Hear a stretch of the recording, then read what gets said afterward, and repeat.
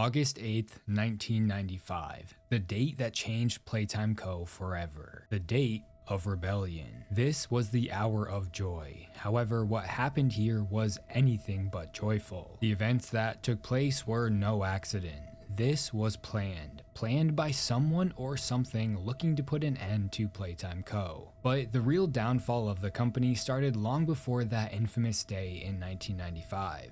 This is the story of the Hour of Joy.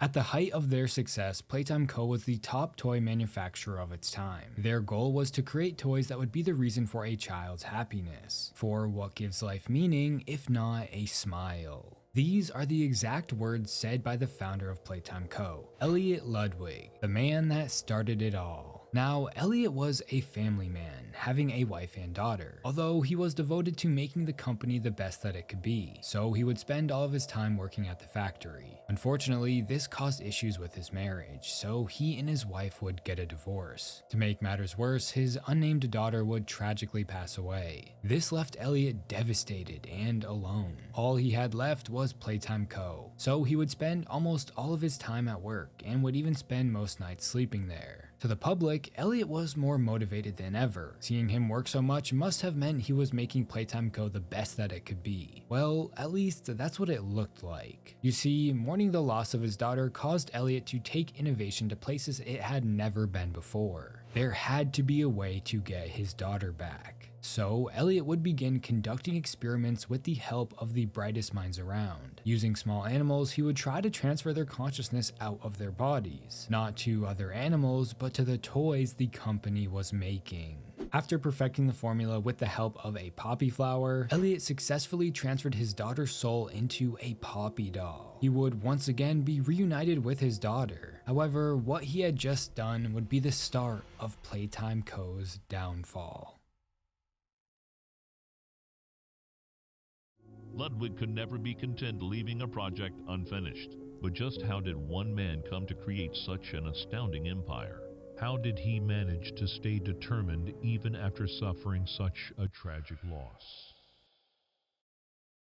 After the success of Poppy, it's unknown if the experiments continued directly after, but financially, the company started to struggle. On top of this, around 1989, Elliot Ludwig died, and his cause of death has yet to be revealed. Perhaps his age caught up to him, or something nefarious happened. Since the company was struggling, someone decided to take control and turn the business around. That someone was Leith Pierre. So maybe Leith volunteered Elliot to participate in his own experiment considering his age. His time was up, so why not try to extend it? Elliot Ludwig would from then on be known as Experiment 1006, the prototype. He was the optimal outcome, meaning he had an extreme intelligence. This actually frightened the staff into stopping any further experimentations like him. But with Elliot now gone, this left Leith as head of the company. So he decided to take Elliot's experiments even further with a secret division called the Special Projects. He would continue Elliot's experimental work, however he couldn't do this on his own. Leith needed a scientist that was incredibly smart, someone that Elliot actually removed from the Young Geniuses program for being too unethical with his work.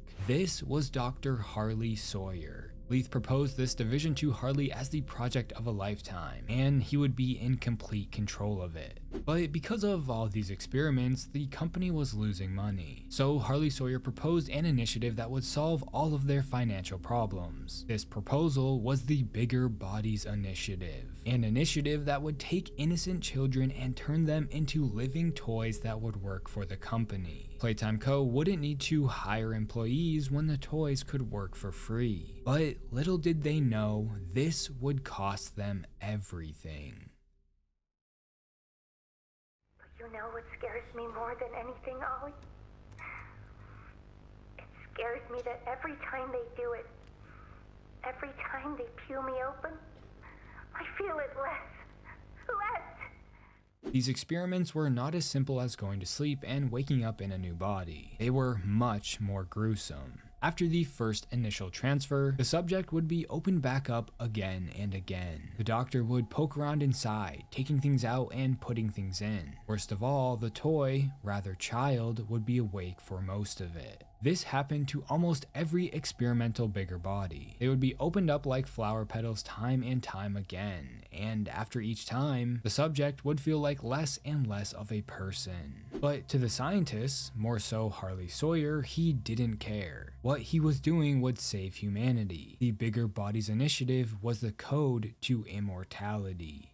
Now, along the way, Harley Sawyer began to cause problems for the company, causing incidents that were too deadly to ignore. Therefore, the higher-ups concluded that Harley Sawyer needed to go. But they couldn't just kill him, he was too valuable. So Leith-Pierre decided to subject Harley to his own procedures and turn him into an experiment himself. The scientists transferred Harley Sawyer's mind into Playtime Co.'s database. He was from then on a digital entity, and was forever stuck inside the very hell he created. Harley was now the doctor.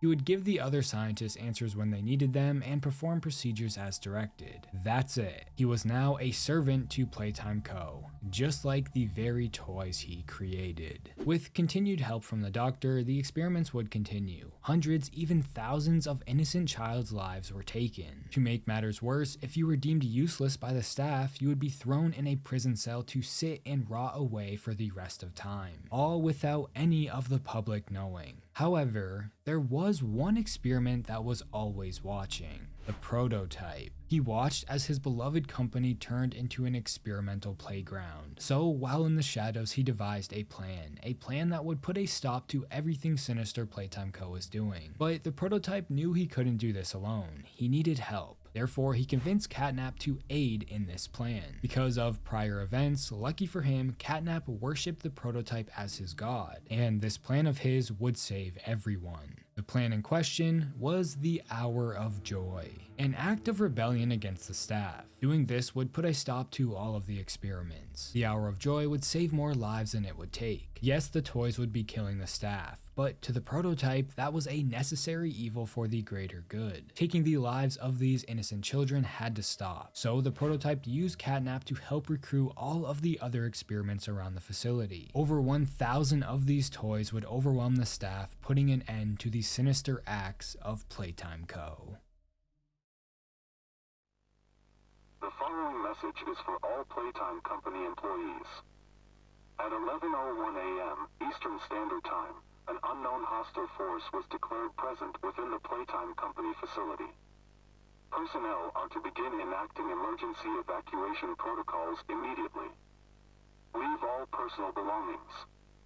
Do not engage with any hostile individuals. If no exit path is available, seek shelter in a hidden location. Use blankets or pillows to cover your body, and remain silent. Do not look through any windows. Do not open doors for any individuals. Do not make eye contact. On August 8th, 1995, at exactly 11 a.m., the Hour of Joy began. Almost every toy started attacking any human they could find, both the guilty and innocent. Every room was filled with the sounds of screaming and the wet crunches of bones. This was a complete massacre of everyone, and it wasn't quick. The attack went on for hours. The staff would run and hide, and even some tried to fight back, but nothing worked. There were too many toys. As Poppy said herself, it was senseless slaughter. Over 100 people, and likely more, were dead. But not every toy participated, and the ones that didn't were killed. Killed at the paws of Catnap.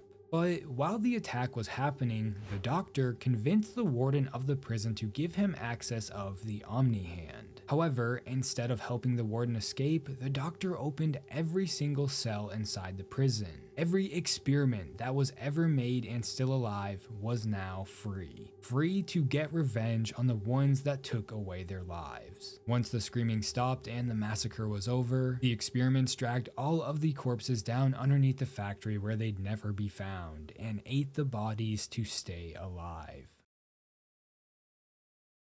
The Hour of Joy was a success. Playtime Co. was no longer active. The prototype and the rest of the toys finally put a stop to the experiments. From their point of view, they saved the lives of countless innocent children. However, during the attack, the prototype managed to take these still alive kids from the orphanage and brought them down into the labs for a currently unknown reason. Here, they would be placed into a state of hibernation using the red smoke until the prototype figures out a way to presumably keep them alive forever. The thing is, they can't leave. No one can. Not even the experiments, and the prototype has been making sure of this. If the toys leave, word of the Bigger Bodies initiative will get out, and the experiments won't stop. Other scientists will just continue their work, which would mean the Hour of Joy would have been for nothing. So over the next 10 years, the prototype has been killing any toys that try to escape. Many of them would even rebel against the prototype. But just like the humans, nothing worked. The prototype would just kill them. To the prototype, killing the other toys was another necessary evil for the greater good.